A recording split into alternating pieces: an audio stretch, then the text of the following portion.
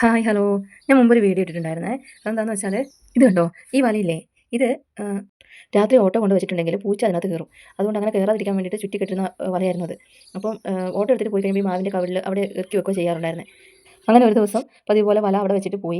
കുറച്ച് കഴിഞ്ഞ് ഞാൻ നോക്കുമ്പോഴേക്കൊണ്ട് ഒരാളെ വലയ്ക്കകത്ത് കയറി കുടുങ്ങി അങ്ങനെ കിടക്കുവാണ്. നന്ദേട്ടനും ഭയങ്കര ധൈര്യശാലികളായതുകൊണ്ട് ആ ഭാഗത്തേക്കേ പോയില്ല. നന്ദേട്ടൻ പിന്നെ ഒന്നും ആലോചിച്ചില്ല. ഫോൺ എടുത്ത് ശ്രീകുമാരേട്ടനെ അങ്ങ് വിളിച്ചു. ശ്രീകുമാരേട്ടൻ കേരള ഫോറസ്റ്റിൻ്റെ റിസ്ക്കിൽപ്പെട്ട ആളാണ് കേട്ടോ. നമ്മുടെ തൊട്ടടുത്തായ പെരുന്തട്ട എന്ന സ്ഥലത്താണ് വീട്. ചേട്ടൻ വന്നു കഴിഞ്ഞാൽ കുറച്ച് അധിക സമയം നല്ലപോലെ മെനക്കെട്ടിട്ടാണ് കേട്ടോ അതിനകത്ത് നൂല് എടുക്കാൻ വേണ്ടി പറ്റിയത്. പാമ്പിനറിയില്ലല്ലോ അതിനെ രക്ഷിക്കാൻ വേണ്ടിയിട്ടാണ് നോക്കുന്നതെന്ന്.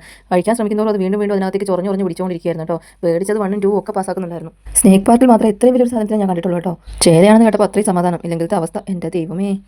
അഴിക്കാൻ ശ്രമിക്കുന്നവരും കുരുക്ക് മുറുകുന്ന അവസ്ഥ നിങ്ങൾ കണ്ടിട്ടുണ്ടോ? ഇല്ലെങ്കിൽ ഇതാ കണ്ടോ. ചേട്ടൻ ഒരു സൈഡിൽ കൂടെ അഴിച്ചു വരുമ്പോഴേക്കും അടുത്ത സൈഡിൽ കൂടെ വാൽ കൊണ്ടും മറ്റും അതിങ്ങനെ ചുറ്റിക്കൊണ്ടിരിക്കുകയാണ് കേട്ടോ. ഒരു കൈ സഹായം ചെയ്യണമെന്നുണ്ട്, പക്ഷേ നേരത്തെ പറഞ്ഞ ധൈര്യം അതങ്ങോട്ട് സമ്മതിക്കുന്നില്ല കേട്ടോ. പിന്നെ നന്ദേട്ടൻ ദൂരെ മാറുന്ന ഒരു കമ്പെടുത്തിട്ട് അതിൻ്റെ ഇടയ്ക്കൂടെ കുത്തിക്കയറ്റിയൊക്കെ സഹായിക്കാൻ വേണ്ടി ശ്രമിക്കുന്നുണ്ട്. ആളും പണ്ടേ ഭയങ്കര ധൈര്യശാലിയാണേ. ചോദിച്ചാൽ പറയും ധൈര്യം ഇല്ലാഞ്ഞിട്ടൊന്നുമല്ല, ഒരു ഞെട്ടലാണ് കാണുമ്പോൾ എന്ന് പറയും. അതങ്ങനെയല്ലേ പറയാൻ പാടുള്ളൂ. പിന്നെ ഇതൊന്നും അടങ്ങി നിന്നിട്ട് വേണ്ടി ഇതിനെ നടന്ന് അഴിച്ചെടുക്കാൻ വേണ്ടിയിട്ട്. കണ്ടോ കണ്ടോ അതിൻ്റെ കളി കണ്ടോ. ഒരുവിധം അഴിച്ച് വരുമ്പോഴേക്കും ഇല്ല ഞാൻ എൻ്റെ ചേട്ടനെ വിട്ട് പോകില്ല എന്ന് പറയുന്നത് പോലെയാണ് ചേട്ടനെ ചുറ്റി അങ്ങോട്ട് പിടിക്കുന്നത്. ശരിക്കും ശ്രീകുമാരേട്ടൻ നല്ലോണം പണിപ്പെട്ടു കേട്ടോ. വല അഴിച്ചെടുക്കുകയും വേണം, പാമ്പിന് മുറി വേക്കാനും പാടില്ല. ഇതൊന്നും ആരാണ് ഈ പാമ്പിനെ പറഞ്ഞ് മനസ്സിലാക്കുക ദൈവമേ, ആരോട് പറയാൻ ആര് കേൾക്കാൻ. അങ്ങോട്ട് കിടക്കണമെന്ന് പറയുമ്പോൾ വീണ്ടും വീണ്ടും ഇങ്ങോട്ട് തന്നെ തിരിച്ചു വരിക. അതായത് നല്ല അനുസരണയുള്ള പാമ്പായിരുന്നു കേട്ടോ. മര്യാദയ്ക്ക് പറയുന്നത് അനുസരിച്ചു, ഇല്ലെങ്കിൽ കത്രിക എവിടെയെങ്കിലും കുത്തി കയറി മേൽ മുറിഞ്ഞിട്ടുണ്ടെങ്കിൽ പിന്നെ പറഞ്ഞിട്ട് കാര്യമില്ല കേട്ടോ.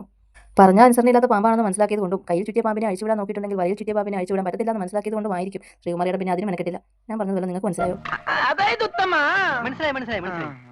ഇതങ്ങനെ അത്ര പെട്ടെന്ന് ചെയ്യാൻ പറ്റിയ കാര്യമല്ലോ. വളരെ സൂക്ഷ്മതയോടും ശ്രദ്ധയോടും കൂടി ചെയ്തിട്ടില്ലെങ്കിൽ വിവരം അറിയുമല്ലോ. ഇതിന് ഈ വലയ്ക്കകത്ത് വന്ന് കയറേണ്ട വല്ല കാര്യം ഉണ്ടായിരുന്നു? ആ കാട്ടിലെ കൂടി കാണാൻ കഴിഞ്ഞ് പോയാൽ പോരെ.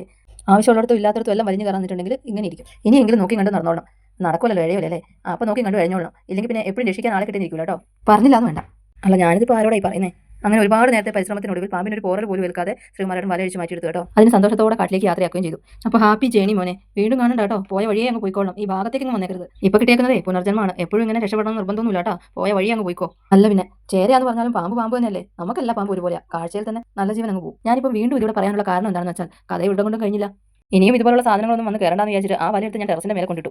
കുറച്ച് ദിവസങ്ങൾക്ക് ശേഷം ഒരു വൈകുന്നേരം കുഞ്ഞാപ്പൂ അമ്മയെ പാമ്പ് എന്ന് പറഞ്ഞ് വിളിച്ചു പറഞ്ഞു. മണ്ണിലെ കണ്ടാലും പാമ്പെന്ന് പറഞ്ഞ് വിളിച്ചു പോകുന്നവനായതുകൊണ്ട് ഞാനത് അത്ര കാര്യമാക്കി എടുത്തില്ല. വെറുതെ മനുഷ്യനെ പേടിപ്പിക്കലെന്ന് പറഞ്ഞ് ചീത്ത പറയാന്ന് വിചാരിച്ചിട്ട് വേഗം പോയി നോക്കിയത്. പക്ഷേ അവിടെ കണ്ട കാഴ്ച എൻ്റെ പൊന്നു മക്കൾ ഇതായിരുന്നു കേട്ടോ. എൻ്റെ നല്ല ജീവൻ അങ്ങ് പോയി. പാമ്പൊന്ന് എഴുതി കാണിച്ച് അങ്ങനെ പേടിക്കുന്ന ഞാനാണ്. കൺമുന്നിൽ തൂങ്ങി കിടക്കുന്ന സാധനത്തിനെ കണ്ടിട്ട് ബോധം പോകാതിരുന്നത് ഭാഗ്യം. ഞാൻ ടെറസിൻ്റെ മുകളിൽ കൊണ്ടിട്ട് വല കൃത്യമായി അന്വേഷിച്ച് കണ്ടുപിടിച്ച് വീണ്ടും അതിനകത്ത് തന്നെ പോയി കുടുങ്ങി. ഇനി ഇത് ഇവരുടെ കുടുംബസത്തോ മറ്റോ ആയിരുന്നോ, ഞാൻ അറിയാതെ പോയതാണോ അറിയില്ല. എവിടെ ചച്ചിയെ എൻ്റെ വല എന്ന് ചോദിക്കുന്ന പോലെയാണ് വന്ന് കയറി കൊടുത്തത് കേട്ടോ.